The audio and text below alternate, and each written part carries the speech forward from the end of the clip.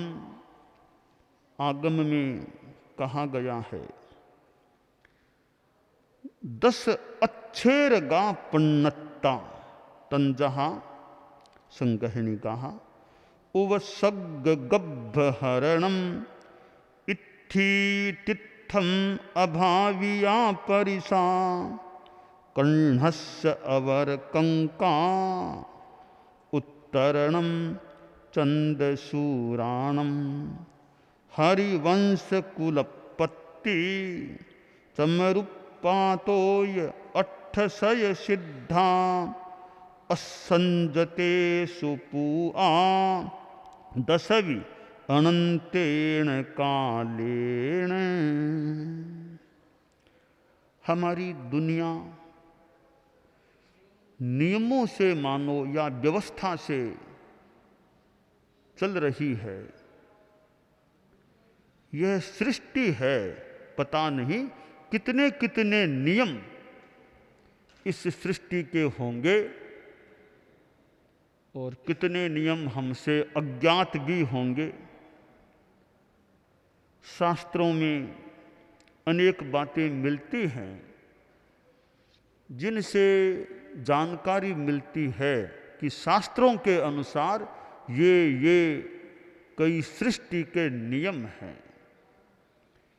कौन प्राणी मरकर के अगली गति में कहाँ जा सकता है, कहाँ से वह आया हो सकता है, इस संदर्भ में भी अनेक नियम हैं। और भी कई ऐसे नियम व्यवस्थाएं सृष्टि की हो सकती हैं। कभी कभी कोई ऐसी घटना भी घट सकती है जो सामान्यतया नहीं होने की है, कदाचित वह घटना घट जाती है। ऐसी घटना को आश्चर्य कहा जा सकता है। सामान्य क्रम रूढ़ि से हटकर किसी प्रसंग का होना एक आश्चर्य की बात हो सकती है। यहाँ ठाणम आगम में 10वें स्थान में 160वें सूत्र में 10 आश्चर्यकारी घटनाएं, आश्चर्य बताए गए हैं। जैन शासन में भगवान महावीर के काल तक 10 ऐसी अद्भुत घटनाएं घटी हैं जिन्हें आश्चर्य की संज्ञा दी गई है। वे घटनाएं भिन्न भिन्न तीर्थंकरों के समय में घटित हुई हैं और अनेक घटनाएं तो भगवान महावीर से या उनके समय से जुड़ी हुई हैं। तो वे 10 घटनाएं हैं जो आश्चर्य के रूप में उल्लिखित की गई हैं। पहला वो आश्चर्य है उपसर्ग, कि तीर्थंकर के उपसर्ग होना। यह बात भी भगवान महावीर से जुड़ी हुई है। भगवान महावीर ने उपसर्गों का भी कितना सामना किया था, या सहे होंगे या उपसर्ग हुए थे। उन उपसर्गों में एक विशेष बात यह है कि केवल ज्ञान हो जाने के बाद भी तीर्थंकर महावीर, ऐसे ही तीर्थंकर तो बड़े पुण्यशाली महापुरुष होते हैं। तीर्थंकर नाम गोत्र कर्म का होना भी, तीर्थकरत्व का होना भी उनकी महान पुण्यशालिता का परिचायक होता है। तो भगवान महावीर के साधना काल में भी अनेक उपसर्ग आए थे। देवकृत, मनुष्यकृत, त्रियंचकृत उपसर्ग आए थे। 20 मारणांतिक कष्ट एक रात में आ गए थे। और भी अनेक कष्टों की कहानियां हैं, बातें हैं, परंतु केवल ज्ञान हो जाने के बाद तीर्थकरत्व की अवस्था में भी भगवान महावीर पर एक मानो प्रयोग किया गया था और उन पर तेजोलब्धि का प्रयोग किया गया, उनको मानो पीड़ित किया गया। यह एक आश्चर्य की बात है कि तीर्थंकर को भी इस प्रकार पीड़ित कर दिया गया, स्वास्थ्य पर असर भी हो गया। तो यह सामान्यतया न होने की सी बात है, पर आश्चर्य है कि तीर्थंकर पर भी ऐसा प्रयोग कर दिया गया। और मेरा सोचना गलत न हो तो मैं इस प्रयोग की जो भगवान महावीर पर किया गया था, कुछ अंशों में तांत्रिक प्रयोग से उसकी तुलना करता हूँ कि तांत्रिक प्रयोग जैसे कोई सुनने में आती है, कर दिया जाता है, मानो कोई तांत्रिक प्रयोग भगवान महावीर पर कर दिया गया और स्वास्थ्य पर असर भी हुआ, बीमार भी रहे। तो यह एक आश्चर्यकारी प्रसंग है। इस प्रकार तीर्थंकर को तीर्थंकर की अवस्था में उपद्रवित कर दिया जाना। दूसरा प्रसंग आश्चर्य का है, गर्भ संहरण। एक प्रसिद्ध घटना है, भगवान महावीर जब देवानंदा ब्राह्मणी की कुक्षी में थे और फिर उनका क्षत्रियाणी त्रिशला की कुक्षी में ट्रांसफर उन्हें किया गया था, स्थानांतरित किया गया था, यानी गर्भ संहरण किया गया था। तो एक ब्राह्मणी की कुक्षी से क्षत्रियाणी की कुक्षी में उन्हें स्थापित किया गया। और तीर्थंकर होने वाले हैं तो बहुत एक उच्च कुल में पैदा हों, ऐसे किसी प्रसंग से अनुकंपा के रूप में भगवान महावीर को गर्भ काल में संहरित किया गया था। तो इस प्रकार भगवान महावीर का यह गर्भ का संहरण प्रत्यारोपण ऐसा होना एक सामान्य घटना से अलग, सामान्य स्थिति से हटकर के बात है, तो इसे भी आश्चर्य कहा गया है।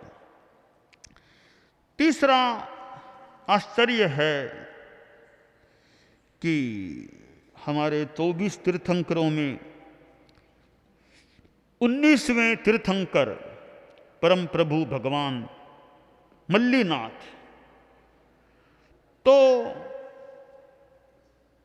श्वेतांबर आमनाय के अनुसार भगवान मल्लीनाथ या भगवती मल्लीनाथ स्त्री थे, साध्वी थे, स्त्री थे। तो स्त्री का तीर्थंकर बनना सामान्य व्यवस्था से हटकर है। सामान्य व्यवस्था के अनुसार पुरुष ही, साधु ही तीर्थंकर बनते हैं, पर एक घटना ऐसी मिलती है आगम में कि स्त्री भी, साध्वी भी तीर्थंकर बन गई थी, जो कि सामान्य व्यवस्था से एक मानो हटकर बात है। तो यह एक आश्चर्य है कि एक साध्वी, एक महिला भी तीर्थंकर बन गई थी। चौथा प्रसंग है अभावित परिषद। तीर्थंकरों की देशना, तीर्थंकर की देशना का खाली चला जाना। भगवान महावीर 12 वर्ष और करीब 6.5 मास तक छद्मस्थ साधु के रूप में रहने के बाद वैशाख शुक्ला दशमी को द्रिमधिका गांव के बहिर्भाग में उन्होंने केवल ज्ञान को, केवल दर्शन को प्राप्त किया था। उस समय महोत्सव के लिए उपस्थित चतुर्विद देव निकाय ने समवसरण की रचना की और भगवान महावीर ने देशना दी, यानी प्रवचन किया, देशना दी, परंतु किसी के भी मन में विरति के भाव उत्पन्न नहीं हुए। तीर्थंकर की देशना ऐसे खाली नहीं जाती, पर वह खाली गई, कोई भी विरति भाव वाला नहीं बना। यह भी एक आश्चर्य, तीर्थंकर की देशना यूं खाली चली गई, इसे भी एक आश्चर्य बताया गया है। पांचवां प्रसंग है कि कृष्ण का अपरकंका नगरी में जाना। ये हमारे जैन भूगोल में 28 द्वीप की जो एक व्यवस्था है, और हम जिस द्वीप में हैं वह जम्बू द्वीप है। हमारे पड़ोस में कुछ आगे धातकी खंड भी द्वीप है। तो धातकी खंड जो हमारे से अगला आगे का द्वीप है, वहाँ एक अपरकंका नाम की नगरी, और वहाँ राजा पद्मनाभ राज्य करता था। एक बार नारद ने द्रौपदी की बहुत प्रशंसा की, और फिर राजा पद्मनाभ ने अपने मित्रदेव की सहायता से द्रौपदी का अपहरण कर लिया। अपहरण हो गया, और इधर नारद ने इस अपहरण के प्रसंग को कृष्ण वासुदेव को बताया कि ऐसे अपहरण हो गया है। तब कृष्ण ने लवण समुद्र के अधिपति देव सुस्थित की आराधना की और पांचों पांडवों के साथ उनको साथ लेकर अपरकंका की ओर रवाना हो गए। वहां फिर पद्मनाभ के साथ घोर संग्राम हुआ, और वहां वासुदेव कृष्ण ने शंखनाद किया। तत्पश्चात पद्मनाभ को युद्ध में हराकर द्रौपदी को लेकर द्वारिका में आ गए। यूं एक लंबा प्रसंग है। तो इस प्रकार श्री कृष्ण का अपरकंका में जाना भी, एक अन्य द्वीप में चला जाना, एक आश्चर्य का प्रसंग है। कुछ लंबी विस्तृत बात है, संक्षेप में है कि यह आश्चर्य है श्री कृष्ण का यूं धातकी खंड के नगरी में चला जाना। छठा आश्चर्य है चंद्र और सूर्य का विमान सहित पृथ्वी पर आना। तीर्थंकरों के पास यूं देवता आते हैं, परंतु एक विशेष प्रसंग यह बना कि चंद्र और सूर्य, वो भगवान महावीर जब कौशाम्बी नगरी में विराजमान थे, उस समय दिन के अंतिम प्रहर में चंद्र और सूर्य अपने अपने मूल शाश्वत विमानों सहित समवसरण में भगवान महावीर को वंदना करने आए। तो शाश्वत विमानों सहित आना एक आश्चर्य है। अन्यथा ये उत्तर वैक्रिय के द्वारा निर्मित विमानों में तो आते हैं, मूल विमानों से आना एक आश्चर्य का प्रसंग बना है। सातवां एक प्रसंग है हरिवंश कुल की उत्पत्ति का होना। एक लंबा प्रसंग है। एक हरिवंश की, इस वंश की उत्पत्ति का प्रसंग बना है। तो एक लंबा प्रकरण, एक आश्चर्यकारी प्रसंग बना है। और आठवां है चमर का उत्पात। चमरेंद्र का सौधर्म कल्प प्रथम देवलोक में चला जाना। यह भी एक आगम में प्रसंग आता है कि किस प्रकार चमरेंद्र, तो भवनपति निकाय में एक इंद्र है, वो कैसे ऊपर सौधर्म देवलोक में वहाँ जाता है उधर, और कैसे वहाँ के इंद्र की एक अवहेलना सी कर देता है, कैसे फिर वो वापिस भागता है, आता है भगवान महावीर के पास, उनकी मानो शरण में आता है। एक लंबा यह भी प्रसंग है। इस प्रकार एक भवनपति उधर के इंद्र का ऊपर चला जाना और इस प्रकार एक प्रयास करना एक आश्चर्य का प्रसंग है। 9वां प्रसंग है आश्चर्य का, 108 सिद्ध एक समय में 108 व्यक्तियों का एक साथ मुक्त हो जाना। वैसे जब भगवान ऋषभ मुक्ति को प्राप्त हुए थे तो उनके साथ उनके संसार पक्षी 99 पुत्र और 8 पौत्र एक स्वयं, यूं 108 व्यक्ति एक साथ एक समय में मुक्ति को प्राप्त हुए थे। तो उत्तराध्ययन सूत्र में जैसा यहाँ उल्लेख है, 3 प्रकार से एक साथ 108 सिद्ध होने की बात बताई गई है। निर्ग्रंथ के वेश में एक साथ 108 सिद्ध हो जाएं, मध्यम अवगाहना में एक साथ 108 सिद्ध हो जाएं, तिरछे लोक में एक साथ 108 सिद्ध हो जाते हैं। यहाँ पर जो आश्चर्य की बात है वह यह है कि भगवान ऋषभ के समय में उत्कृष्ट अवगाहना थी, तो उत्कृष्ट अवगाहना वाले शरीर वाले व्यक्ति एक साथ ज़्यादा से ज़्यादा 2 ही मोक्ष में जा सकते हैं, इससे ज़्यादा नहीं। पर यह आश्चर्य का प्रसंग बना कि ये 108 व्यक्ति उत्कृष्ट अवगाहना वाले एक समय में एक साथ मुक्त हो गए। यह उत्कृष्ट अवगाहना में 108 का एक साथ मुक्त होना एक आश्चर्य का प्रसंग है। 10वां एक प्रसंग बताया गया है कि असंयमी की पूजा।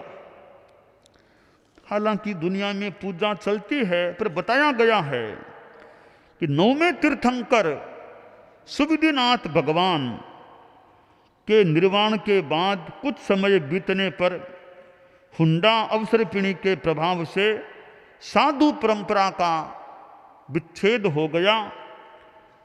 तब लोगों ने, जो स्थविर श्रावक थे कि वे धर्म के ज्ञाता हैं ऐसा मान करके उनसे धर्म के विषय में कुछ पूछा।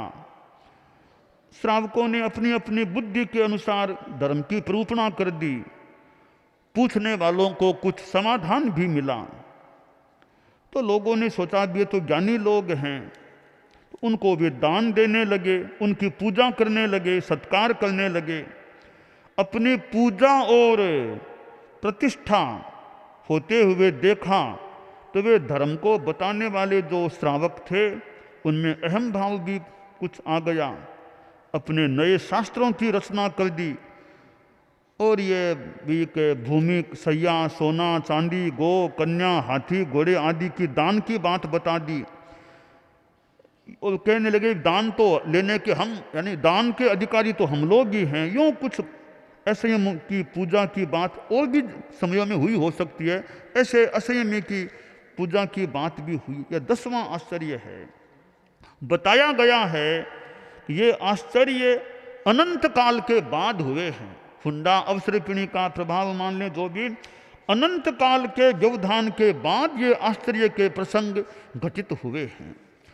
तो यह जो आश्चर्य की बात है, 24वें तीर्थंकर भगवान महावीर के समय में तो यह गर्भापहरण, उपसर्ग, चमरोत्पाद, अभावित परिषद, चंद्र और सूर्य का अवतरण, ये 5 क्रम से हुए हैं। और 9वें और फिर सुविधि और 16वें तीर्थंकर शांति भगवान के काल तक ये यानी असंयमी की पूजा की बात भी हुई है।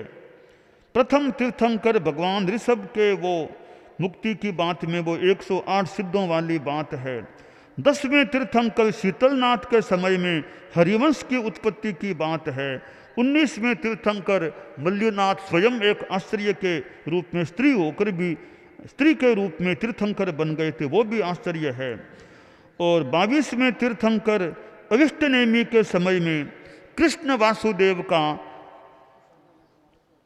वो कपिल वासुदेव जो उधर था अपर कंका, वहाँ जाना हुआ।